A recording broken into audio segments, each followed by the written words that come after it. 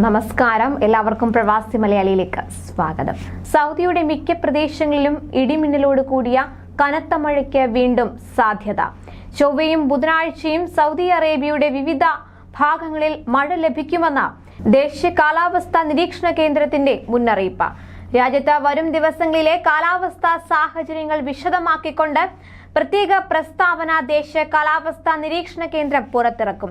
പ്രധാനമായും 6 മേഖലകളിലായിരിക്കും ശക്തമായ മഴയ്ക്കും വെള്ളപ്പൊക്കത്തിനും സാധ്യതയെന്നാണ് കഴിഞ്ഞ ദിവസം കാലാവസ്ഥാ നിരീക്ഷണ കേന്ദ്രം പുറത്തിറക്കിയ അറിയിപ്പിൽ പറഞ്ഞത്.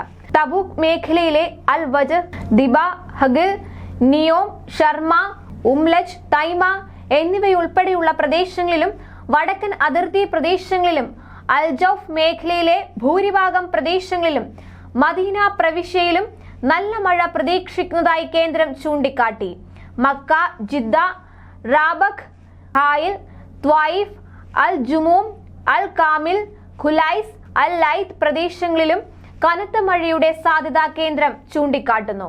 അൽ ഖസീം, ഹഫർ അൽ ബാത്തിൻ, കിഴക്കൻ മേഖല, ഖുൻഫുദ, അൽ അർദിയാത്ത്, അസീർ, ജീസാൻ, അൽ ബഹ എന്നീ പ്രദേശങ്ങളിലെ പല ഭാഗങ്ങളിലും ശക്തമായ കാറ്റിനൊപ്പം ഇടിമിന്നലും മഴയും ഉണ്ടാകുമെന്ന പ്രവചനവും കാലാവസ്ഥാ കേന്ദ്രം വ്യക്തമാക്കി.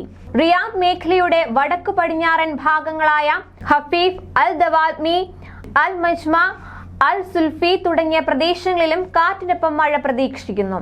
താഴ്വരകളിലും തോടുകൾക്കരികിലും താഴ്ന്ന പ്രദേശങ്ങളിലും താമസിക്കുന്നവർ വരും ദിവസങ്ങളിൽ കൂടുതൽ ജാഗ്രത കൈക്കൊള്ളണമെന്നും കാലാവസ്ഥാ കേന്ദ്രത്തിന്റെ മുന്നറിയിപ്പ് പാലിക്കാനും കൂടുതൽ ശ്രദ്ധ പുലർത്താനും സിവിൽ ഡിഫൻസ് അതോറിറ്റി അഭ്യർത്ഥിച്ചിരിക്കുകയാണ്. കഴിഞ്ഞ ദിവസം ജിദ്ദയിൽ പെയ്തൊഴിഞ്ഞത് 13 വർഷത്തിനിടെയുണ്ടായ ഏറ്റവും വലിയ മഴയെന്നാണ് റിപ്പോർട്ട്. കനത്ത മഴയിലും വെള്ളപ്പൊക്കത്തിലും നാശനഷ്ടങ്ങൾ സംഭവിച്ചവർക്ക് മതിയായ നഷ്ടപരിഹാരം നൽകുമെന്ന് ജിദ്ദ നഗരസഭ അറിയിച്ചിരുന്നു. ദുരിതബാധിതർ നാശനഷ്ടങ്ങൾ കണക്കാക്കാനും വേണ്ട നിയമ നടപടികൾ സ്വീകരിക്കുന്നതിനുമായി ക്രൈസിസ് ആൻഡ് ഡിസാസ്റ്റർ സെന്ററിൽ അപേക്ഷ സമർപ്പിക്കണം.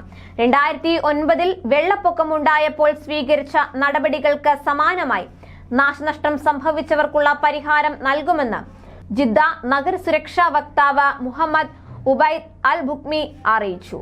റോഡുകളിലുണ്ടായ വെള്ളക്കെട്ട് നീക്കം ചെയ്യലും ശുചീകരണ പ്രവർത്തനങ്ങളും മരങ്ങൾ നീക്കം ചെയ്യലും മുനിസിപ്പാലിറ്റിക്ക് കീഴിൽ തുടരുകയാണ്. 2009 മഴയെ തുടർന്നുണ്ടായ പ്രളയത്തിന് ശേഷം ജിദ്ദയിലെ വിവിധ മലയോര പ്രദേശങ്ങളിൽ കെട്ടിയുണ്ടാക്കിയ തടയണയാണ് ഇത്തവണ വൻ ദുരന്തത്തിൽ നിന്ന് ജിദ്ദയെ രക്ഷിച്ചത്. ഈ തടയണകൾ ജിദ്ദ നഗരത്തിലേക്കുള്ള വെള്ളത്തിന്റെ കുത്തൊഴുക്കിനെ ഒരു പരിധിവരെ തടഞ്ഞു നിർത്തി. എന്നാലും അധികൃതരുടെ നിർദ്ദേശങ്ങൾ കൃത്യമായി പ്രവാസികൾ പാലിക്കാൻ ശ്രദ്ധിക്കുക. അധികൃതർ നൽകുന്ന മഴ മുന്നറിയിപ്പുകൾ കൃത്യമായി ശ്രദ്ധിക്കുക.